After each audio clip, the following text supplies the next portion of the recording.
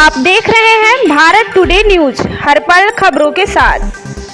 वाराणसी के वरुण घाट प्रति हिंदुस्तान के पुरुषों के अधिकार के कई एनओजी ने दूधर पुरुष आयोग के गठन, लिंग तटस्थ कानून बनाने के लिए तथा लिंग पक्षपाती कानूनों को खत्म करने के लिए आंदोलन किया।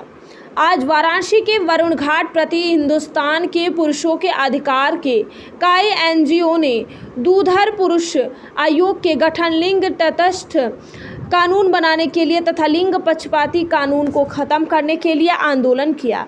आपको बताते चले कि जिसमें आवाज़ हिंदुस्तान का ट्रस्ट, पुरुषों का अधिकार आयोग, पुरुषों का अधिकार वाराणसी, बिहार, झारखंड, दिल्ली, गुजरात और इंदौर की संस्था पौरुष ने दूधर आंदोलन किया, जिसमें महिला आयोग की तहत पुरुष आयोग बनाना, पुरुष कल्याण मंत्रालय बनाना, पुरुषों के हितों और महिला कानूनों के दुरुपयोग के खिलाफ कानून बनाने के पक्ष में अपनी अपनी डाली पेश की। विभिन्न राज्यों की पीड़ित एवं प्रगतिशील परिवार के न्यायिक आतंकवाद, कानूनी आतंकवाद तथा पुलिस आतंकवाद के खिलाड़ी न्याय विवाद के ट्रायल कोर्ट की कार्रवाई की वीडियो रिकॉर्डिंग करने, न्यायपालिका खाता क्षमता, पुलिस जवाबदेही और कानून खाता क्षमता की मांग भी की गई। कार्यक्रम का संचालन संस्था पुरुष के अध्यक्ष अशोक दशोरा द्वारा किया गया। सिंह अलग अलग संस्थान के प्रमुख अध्यक्ष धमन ऋषि, अतुल केसरी, जरूर खान, महेश प्रजापति, मुकेश जोशी, जसप्रीत सिंह के अलावा और भी कई लोग मौजूद रहे।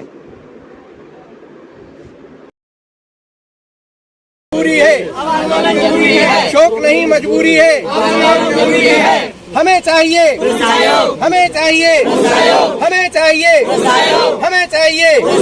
शौक नहीं मजबूरी है, शौक नहीं मजबूरी है।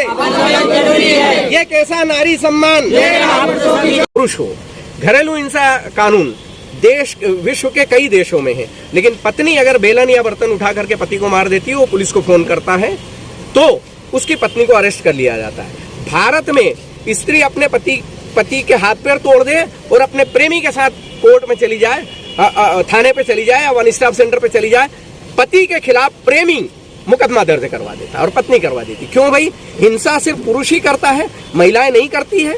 हिंसक पुरुष ही होता है। दूसरी एक भ्रांति फैला रखी है कि शादी का झांसा दे करके और इन्होंने इसके साथ में यौन शोषण किया। जो लड़की एक हैंकरचीफ खरीदते समय, लाली लिपस्टिक खरीदते समय उस दुकानदार को बुरी तरह से प्रताड़ित कर देती है 25 बार बदलवा के, वो 25 साल की लड़की शादी के झांसे में कैसे आ गई? और अगर पौराणिक और ऐतिहासिक दस्तावेज देखा जाए तो महर्षि विश्वामित्र की तपस्या मेनका ने भंग की है। किसी विश्वामित्र ने किसी महिला के साथ में दुराचार नहीं किया है। तो युगों युगों से स्त्री छलनी है। अगर चाणक्य को पढ़ोगे तो पता चलेगा कि स्त्री के अंदर झूठ, फरेब, मिथ्या, स्वार्थ, लालच, प्रपंच, ये सब होता है। पुरुष तो शुरू से ही मर्यादित है। हम मर्यादा पुरुषोत्तम श्री राम की संतान है। हमारे यहाँ ऐसा नहीं होता है कि आप विदेशी कानून को कॉपी पेस्ट करके जबरन हमारे ऊपर थोप दो। तो अगर आप घरेलू हिंसा कानून को जेंडर इक्वल बना दोगे तो जो 95% घरेलू हिंसा के कानून है और 98% 498 है, जो माननीय सुप्रीम कोर्ट के जज अरिजीत पसायत ने कहा गया है कि 498A and domestic violence act is a legal terrorism. ये जो झूठे मुकदमे 3.5 करोड़ देश में दर्ज है ना, ये सब दर्ज होना बंद हो जाएंगे। इसके लिए हम जुडिशरी अकाउंटेबिलिटी की भी डिमांड करते हैं, पुलिस अकाउंटेबिलिटी की भी डिमांड करते हैं। अगर आपकी ये मांगे नहीं पूरी होती हैं इक्वल कानून की, तो क्या करेंगे? हमारा यही कहना, शौक नहीं मजबूरी है, आंदोलन जरूरी है। शौक नहीं मजबूरी है, आंदोलन जरूरी है। ये कैसा नारी सम्मान, ये कैसा नारी सम्मान। महिला तुम लजाओ मत, झूठे केस लगाओ मत। नारी तुम लजाओ मत, झूठे केस लगाओ मत। बहुओं तुम लजाओ मत, झूठे केस लगाओ मत। स्त्रियों तुम लजाओ मत, झूठे केस लगाओ मत। ये कैसा नारी परिचय बता दीजिए। मैं अशोक दशोरा, संस्था पौरुष, इंदौर, मध्य प्रदेश से अध्यक्ष हूँ और तकरीबन 14 साल से मेंस राइट के लिए, पुरुषों के अधिकारों के लिए, पुरुष और पुरुष के परिवार की महिलाओं के अधिकारों के लिए हम लोग पुरुष आयोग, पुरुष कल्याण मंत्रालय और पुरुषों के वेलफेयर के लिए कानून बनाने, जेंडर बायस्ड कानूनों को खत्म करके जेंडर इक्वल बनाने के लिए हम मुहिम चला रहे हैं। अभी आप ये कहाँ पे मुहिम अपना चला रहे हैं? देखिए, आज हम वाराणसी में जो इकट्ठा हुए हैं हिंदुस्तान की सरजमी से बहुत सारे एनजीओ आए हुए हैं और हम सबका सामूहिक रूप से एक ही हमारे आदरणीय प्रधानमंत्री और आदरणीय योगी जी से निवेदन है, नरेंद्र मोदी जी से और योगी जी से, कि आज तक स्वतंत्रता के 75 साल बाद भी हमारे संविधान की प्रस्तावना प्रीलिम जो है, प्रियम्बल जो है, वो भी लागू नहीं हो पाया है।